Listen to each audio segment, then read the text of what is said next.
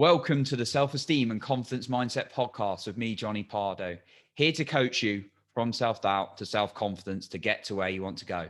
Today, we've got a very special guest on the episode. So welcome, Dan. Hey, Dan. Hi, Johnny. How are you doing? I'm doing awesome. How are you? Yeah, I'm great. So happy to be here. Yeah, I'm so happy you're here as well. So we'll get into our conversation in a moment, but just a quick introduction to Dan, and then Dan can say a little bit more about himself and what he does. So Dan is a good friend of mine who I met in my coaching training. So Dan is also a fellow coach, and Dan specializes in social skills for introverts in particular. So Dan, tell us a little bit more about what you do and what got you into this area. Of course. So I'm a social skills coach. I typically work with introverts to improve their social skills so that they can feel confident in social situations and they can feel confident at work, and then they can go on to advance in their career. And this has been something it's really important for me, social skills. It's something that I've really struggled with for many years, or I used to. Growing up, I really found it difficult to make friends with people. I just didn't have the skills. I was very introverted. I was very shy. I just didn't know how to connect with people. And this continued on until, my adult life.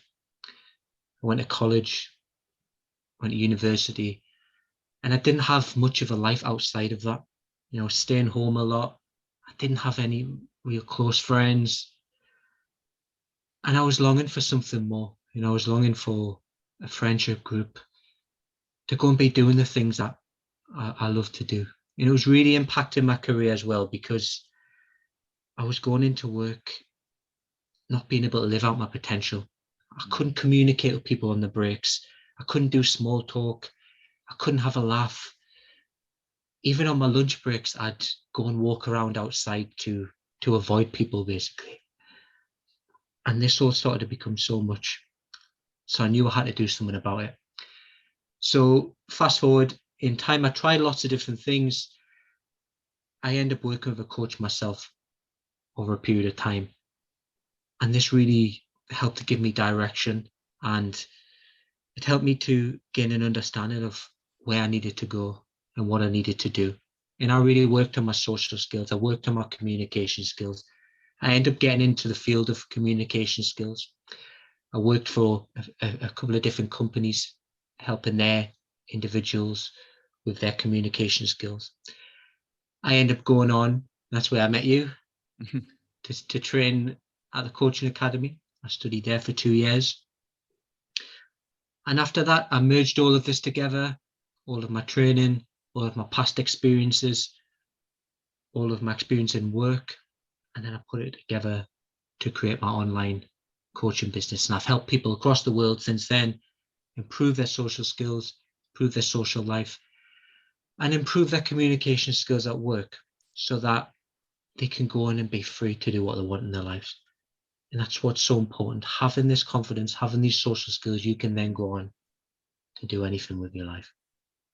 Yeah, love it, love it. And one thing I noticed about you actually, and it surprised me to when you sort of shared with me previously about like your challenges sometimes in the past when you had in your social skills, because when I first met you, I noticed how good your social skills were, which was interesting because you're a very good listener, very good communicator. So clearly you had put a good amount of effort and work into yourself, especially when you're interacting with someone like me who just bounces off left, right, and center and just gets very excitable. Or just in general, the mixture of different coaches you're meeting in those places or people and those networking. So what advice would you give to someone who perhaps is an introvert and they're just wondering how they can interact with perhaps more people who are perhaps a little bit more outgoing? So the key advice I would give is to take the pressure off of yourself. So when you go into a conversation with people more extroverted, with people with bigger personalities than you, it's not about matching them or trying to be funny or having to tell stories. It's about going and being present and listening and showing an interest in that other person. Mm. So approaching a conversation with a different viewpoint, rather than I need to be funny, I need to tell this story. What happens if they ask that? Going into it as if with the view of I'm going to be myself, I'm going to listen, I'm going to try and learn something more about this person, and I'm going to ask questions about this person. And you've also got to remember as well, everybody has their own worries, everybody has their own stresses. Mm. So when you're approaching someone, think, what might they be thinking? What might be going through in their head? And that takes the pressure off yourself, and that puts the focus more on them. It's not about you, it's about the other person. And that's really helped me just ease that pressure and to approach a conversation with more ease. Mm. Yeah, that's a great point. So you say, and I think what I've heard before, and quite that kind of really helped me particularly, was people are often more worried about what's going on in their own life. Not that like people are so like, not that everyone's like narcissistic or kind of, but generally people's minds are kind of like focused on their own. If we're going kind of back to sort of evolutionary psychology, is kind of their own survival and their own, Mm. their own life than kind of worrying necessarily about you, and it's often blown out of proportion. Would you agree with that? Yeah, definitely. I think there's a quote by, I can't remember who it's by. If you knew how little someone thought about you, you'd be Mm. offended. And it's not to mean in a way that people don't care about you or your family doesn't love you or your friends. It's to mean that Mm. people have their own things going on. Even the most extroverted of people, they have confidence issues, they have anxieties, they want you to like them, they have all these things going on as well. So when you're approaching them, they're not thinking about you, they're thinking about themselves and how they're going to come across, and all the worries or the stresses. You've got to think what people go through in a day-to-day life, especially with technology now, Mm. all different technologies, work, stress, cars, has been a pandemic, has been everything. They're not going to be that concerned about you. And that's how Yeah. I look at it. Yeah, and I like what you said, that it's not that people don't care about each other. It's more, people got their own stresses in their head, and often Mm, we're we kind of blow it out of proportion. I like what you said also, and this is sort of what I've learned from lots of a mixture of different people, is like everyone's, at some degree being worried or worries about what other people think about them. Even those most charismatic on the stage. I mean, don't know if you know Dean Graziosi is a huge guy in personal growth, but he sort of mm, speaks at Tony Robbins and things like that. But he was, he was admitting at a last event when he was phenomenal as usual, just going, oh, I had this big imposter syndrome. I was worried about looking good. And it's really mm, great that he was sharing that openly with people. And mm, actually, he said he's a very big introvert, like outside of being on the stage as well. He doesn't like interacting with the other dads. He mm, likes, but when he's on stage, he's like, yes, let's go, and gets really psyched up. So mm, um, I think the main point, kind of what we're both touching on a little bit, is it surprises you what goes on in someone else's head. mm. And it's not always what you think. So I really like your advice and what you said, kind of focus on them, take that pressure off yourself a little bit. So thank you so much for that, Dan. I really appreciate those points. So my next question, I guess, is a little bit, people can be hard on themselves in their own heads a little bit. And that's certainly something I went through. It sounds like that possibly was something you went through a little bit, perhaps a little bit of negative self-talk. Yeah. So not a little bit, terribly for many, many Okay. years. That inner critic totally Mm. controlling your life. You can't do this. You don't look good enough. You're not funny. You're not smart. Constantly, every single day, had these thoughts. And that was what was just holding me back so much. Because how can you succeed and do something well if you're fighting against yourself? You're wanting to do something well, but in your mind, you're telling yourself you can't. And that's the thing, you wouldn't talk to someone you love, or someone you care about the way you talk to yourself. Love that. So why do we do it? Yeah, it's not acceptable. it's Mm, it's it's it's like talking to, and the way I looked at it was sort of through an inner child exercise. I don't know if you've been through that, but mm, like you're talking to a 3-year-old version of you, and then I pictured how innocent and loving, but perhaps a little bit lonely, like the 3-year-old version of me was when I was going through quite a lot of self-esteem issues years, a few years back when I sort of got into this area. Um, and actually, it's like I would never speak to that poor little boy that way. mm, So yeah, I love that advice. I'm not, not, you wouldn't speak to a close friend like that. Like, you're useless, you're hopeless. I mean, these are just some of the things I can remember saying. It mm, makes me feel a bit weird saying it because I just so used to shouting stuff on my trampoline to me all day, going, "You're awesome." But mm, like, and by the way, guys, I want to say again, that's not crazy. It's crazy not to like yourself because you're with you 100% of the time. That's more crazy not to like you, or at least not put in the effort. But what, Dan, would you, and thank you for sharing that you had a lot of the inner critic going on in your head. What advice would you give, perhaps maybe 1 or 2 tips to get someone who's very critical of themselves to out of that way? Yeah, so this is something that it takes work over a period of time. Mm, And I think there's a misconception that you just click your fingers and then you'll never have this inner critic again. I still have it now, even though I'm confident who I am. I still have it now, but just I choose not to listen to it. And I do. it doesn't control my life anymore. It doesn't mean it's not there. I'll have the odd negative thought, or can you really do this? And then I'll become aware of it. And then I'll listen to that kind of voice. It's not about getting rid of it completely. It's about replacing it with that kind of voice.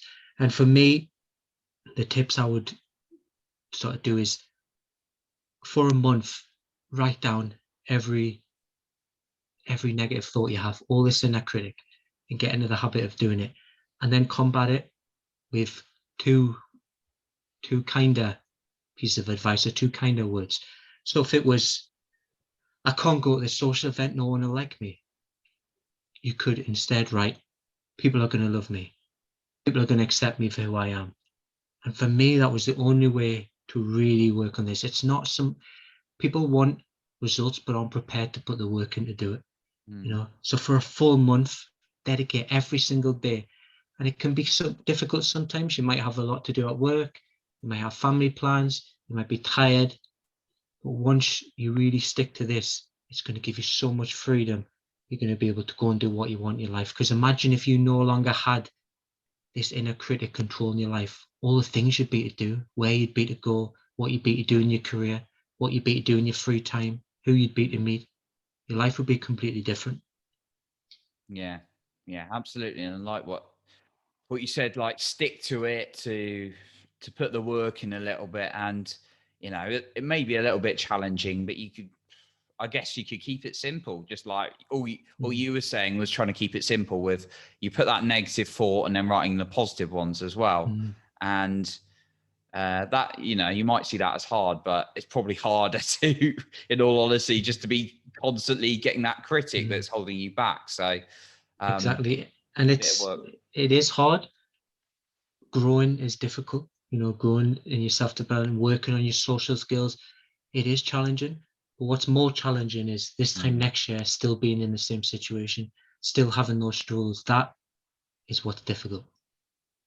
yeah, yeah, and yeah, you may have experienced this kind of, people you spoke to or interacted with, but you often get, oh, it's so hard. But it's like, well, yeah, change and, growth can be, like you said, growth is challenging, but, don't change. Insanity is doing the same thing over and over again, expecting different results. So, Yeah. we've actually got to put some effort in, even if it's simple little things. And I'm a keen fan of like small little habits, little Mm. repetition. And I like that exercise. That's a really, really good one. And that's the Um, thing, the getting into the habits. And once you start to create these habits, I do them in the morning, speaking to myself with kindness, meditation, visualization. I do all that first thing in the morning. And at the beginning it was challenging, but once you make something a habit, once it's a routine, it's as easy as brushing your teeth in the morning. You Mm, just incorporate it into your day. mm. Yeah, love that. Make it simple. The reason I laughed there is because when you said speaking with love to yourself in the morning, that's something I do as well. Give myself the Mel Robbins high five in the mirror. It's a really quick one. It's like a 5 second, like a 2 second exercise. Love you, Johnny. But there was someone on my podcast previously, Ashley, who was, she's a big believer in inner child and letting yourself be playful in life, even though she's a very successful entrepreneur. Mm.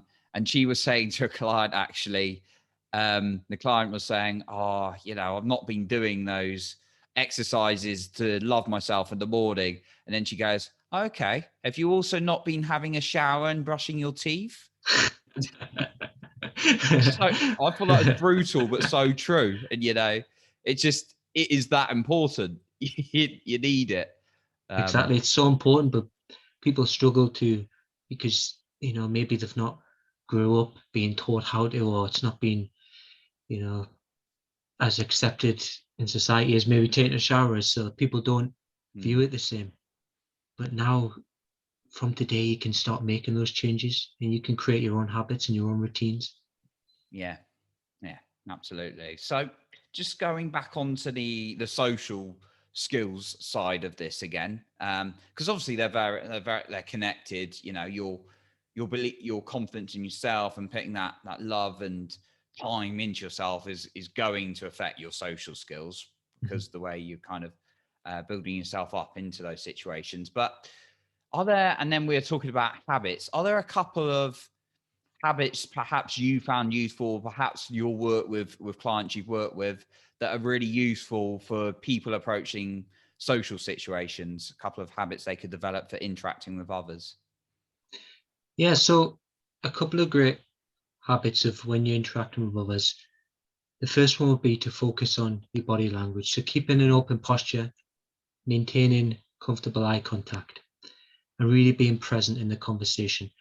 Because when you start to become distracted, when you start to look around, when you start to become really nervous and anxious, Mm, that's when you start becoming distracted, and that's when you won't have a question to ask. You'll lose track of where the other person is because you're not focused. So the first thing is to focus, keep an open body language, maintain comfortable eye contact. And a great technique for maintaining comfortable eye contact is to check what the color of the person's eyes when you first meet them. And it's a great technique because you're not going to be staring for too long. It's an instant thing, so it's not going to be uncomfortable, but you're still going to ensure that you're definitely making eye contact. mm, Another technique would be, if you don't want to if you don't want to focus fully and just maintain that eye contact, you can look around the person's face. So imagine there's a triangle going from the person's nose mm, to the cheek and back up, and that's going to maintain that comfortable eye contact. And one of the key things for me is smiling. I used to really struggle with smiling. It might sound strange, but it was just difficult for me to do. I just couldn't. It just didn't come naturally, and it's something I had to really work on. But I used to get the impression that other people found me a bit serious, so I wasn't necessarily as approachable. And I'll tell you a good example of this. I was going into the barber shop, the hairdressers where you get a haircut. And there was always this guy. I used to always walk in, and I always used to see him interacting with other people, and he never used to do it with me. And I used to think, what is it? And when I started to really work on my smiling, I went in one day, a big smile. He smiled back. He came over and started to speak to me. mm, Every week since, every time I've been back since, he comes over and he speaks because he feels more comfortable now. Because I'm smiling, I'm relaxed. That's making him feel relaxed. That's making me seem more approachable. And now we're managing to have some great conversations because of that. So smiling is a key thing, because smiling's a great signal to show the other person that you're happy to see them. And it's kind of like a signal to invite them in. So that would be another great one. So smiling, body language. And another thing a lot of people struggle with what to talk about. When you first approach in a conversation, it's great to keep it to the context.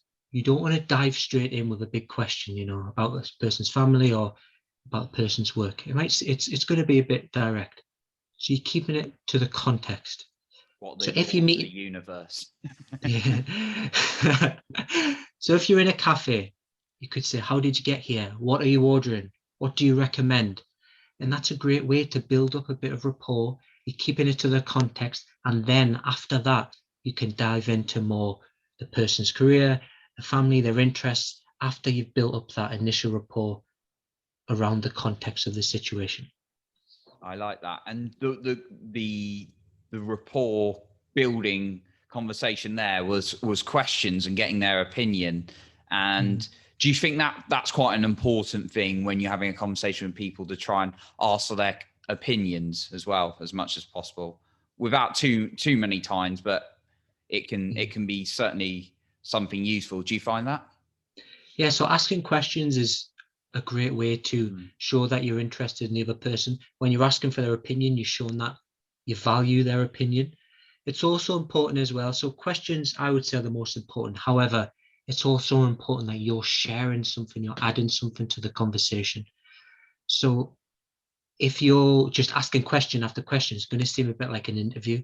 Yeah. So you need to share something back so the other person has something to ask you. So, for example, the other person might say, or you might say to the other person, did you have what did you do in the weekend?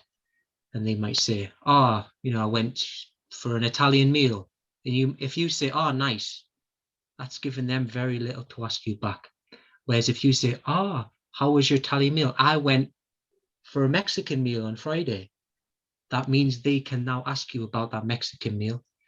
So it's about asking questions, but also adding in some inspiration so the other person can ask you back. So the conversation is never going to get awkward. Yeah. Yeah. No, that's great. Yeah. I like what you said about not make it sound like too much of a job interview or something like that. So yeah, you can certainly be guilty of that.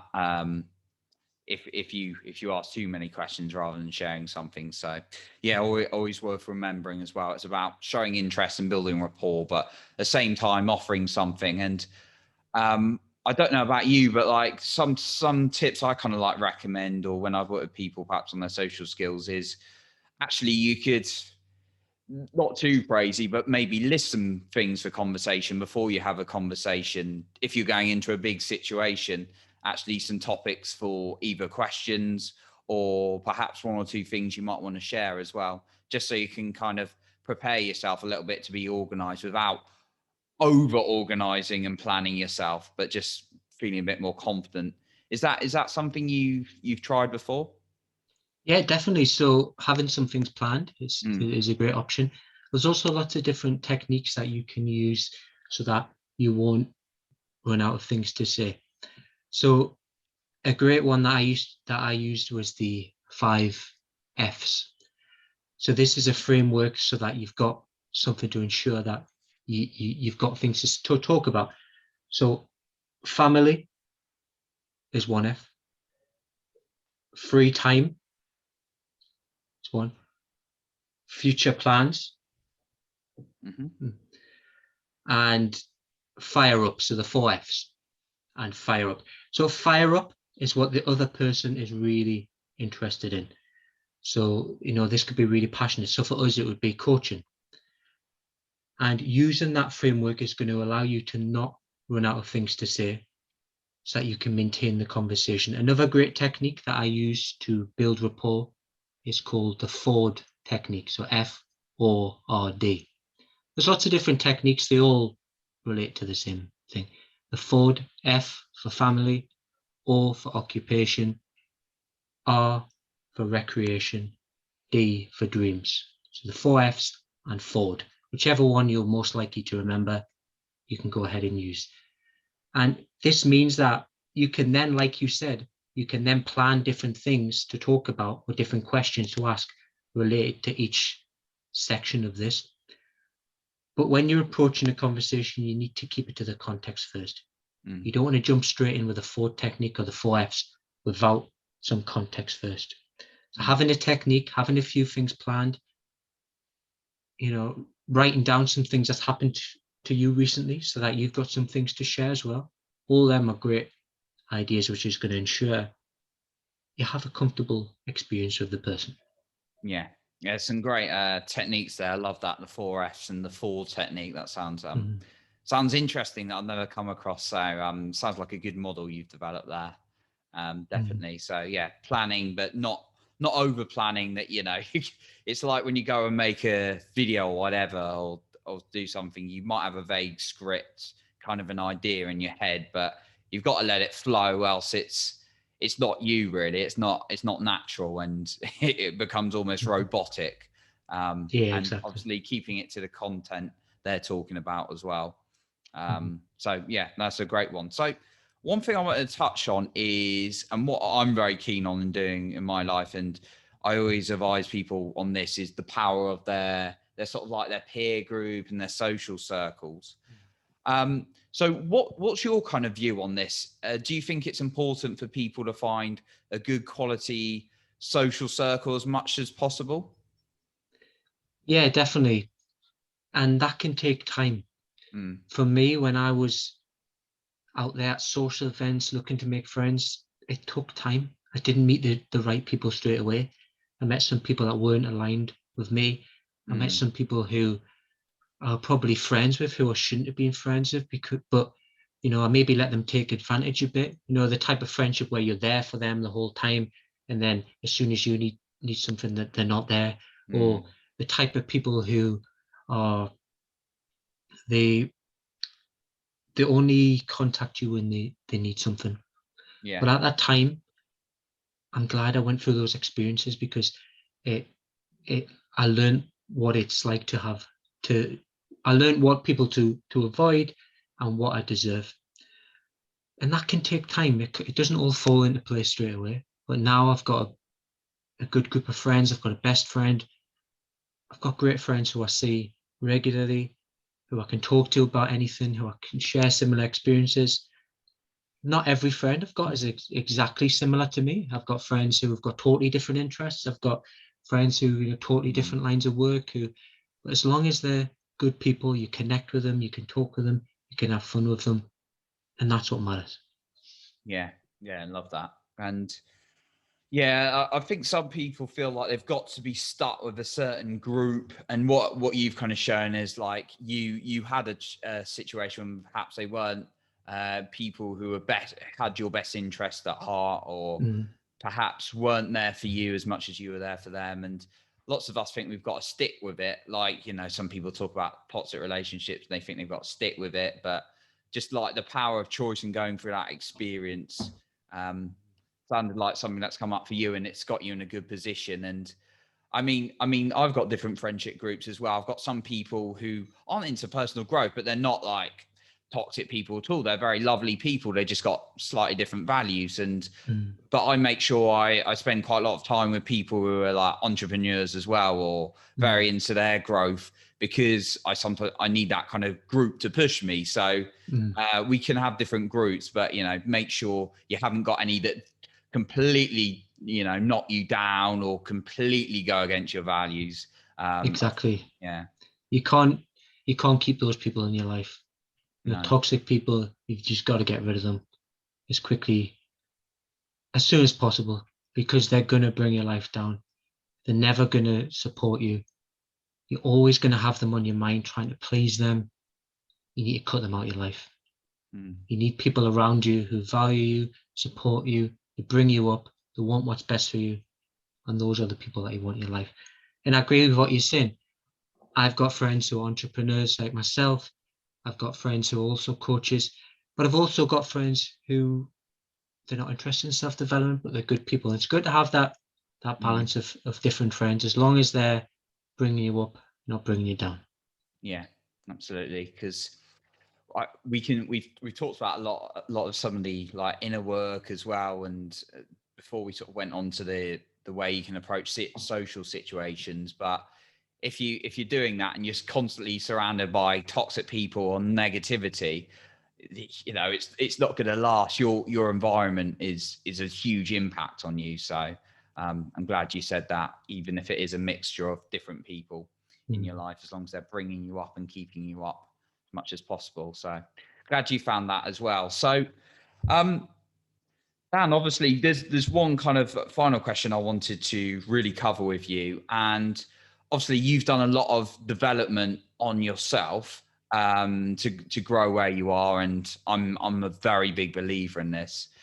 What would you say to someone who really wants to improve themselves as much as possible, but perhaps they're early on in their journey?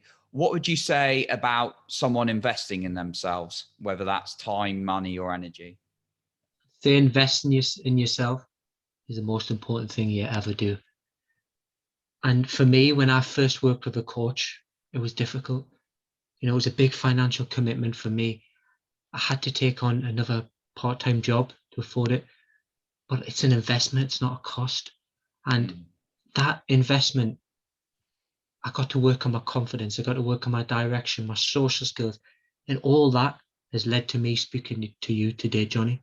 mm, And that's how important it is to invest in yourself. Because when you invest in yourself, you can go on and do anything in your life. mm. And invest in time, invest in money, really sticking at something for a period of time.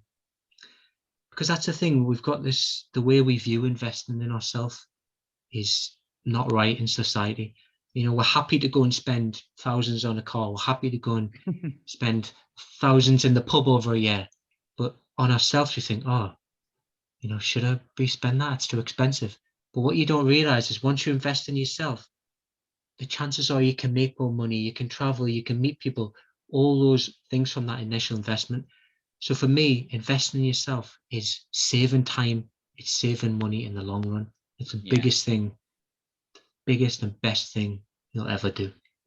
yeah, it's awesome. And, like, there's no price in your happiness and your own growth. So, Mm, um, you sometimes you got to be a bit more creative and find ways, like you did. You have to go for a part-time job, but I'm really glad you said that. I mean, from my personal view, I've not really been interested in buying or getting a mortgage. That might be something down the line, but I'm more interested in growing me, because actually it has a better impact on other people as well. mm, From when you become the best version of yourself, and the people you're impacting now, Dan. So you're helping people with their social skills from the way mm, you've invested into yourself. So, think of all the people you wouldn't have been able to help if you hadn't invested in yourself. exactly. Yeah. So I'm so glad you said that. So Dan, it's been a great, great, valuable episode, and you shared so much insight, and people listening today would have got so much value on social skills and some of your journey, and how amazing you've come from, being in a place where it was a real challenge to socialize, to actually being this coach and sort of like inspiration to other people to build up their social skills as well. Are there any kind of like last points you'd like to share in terms of um, any other points we might have missed today? So my final point would be to start working on yourself straight away. You don't need to wait months. You don't need to wait till you're ready. Do it right away. Mm, And once you do it right away, this time next month, you'll be a month further ahead. mm. So start now, dedicate to something, invest in something, and that's going to give you the life that you want. And thank you so much for having me on, Johnny. It's been a pleasure talking to you today. I've really, really enjoyed this. Yeah, yeah, love it. Yeah, and when you said that final point about starting right away, there's something from Tony Robbins. Of course, I'm going to quote Tony Robbins, which is never leave the site of a decision without taking immediate action. Not action tomorrow, not even action tomorrow, not action, a week later or anything. It's action right now, even if it's a small little step in the right direction. So I'm Exactly. glad you said that about taking action right now. So thank you, Dan. So obviously you've given us incredible information today, but if people want to get in contact with you, where can they find you, Dan? So you can find me on Instagram at Daniel Findlay Coaching, Mm-hmm. also on LinkedIn, where I'm very active on Daniel Findlay. So you can find me on those The two main form. platforms. Brilliant, cool. And we'll put your links in the description as well of this episode, the show notes, so people can find you as well just through those links. So that's great, awesome, Wonderful. Great. Thanks, Johnny. cool. Thanks so much, Dan. So that wraps up our episode today. And remember, work on your self confidence every single day.